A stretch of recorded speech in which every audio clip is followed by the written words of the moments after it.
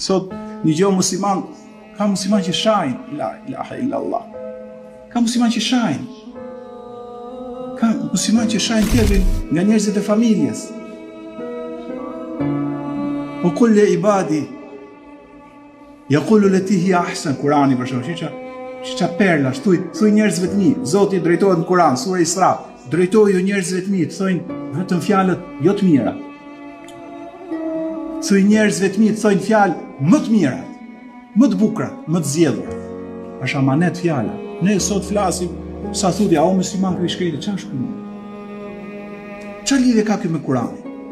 Kurani sura Isra, o qul li ibadi yaqulu lati hiya ahsan. Thuj njerëzve të mi që më kanë besu, thojnë fjalët jo më të mira. Jo të thojnë fjalë të mira se kjo është obligim. Thojnë ahsan, fjalët më të mira, më të zgjedhura, më të bukura, më të ëmbla. E para mos ta prekin tjetrin, e dyta të vinë tjetrit dëgjimi ëmbël dhe mirë. Në një rast tjetër ka thonë, o qulu linnasi husna, thoni njerëzimit fjalë të mira.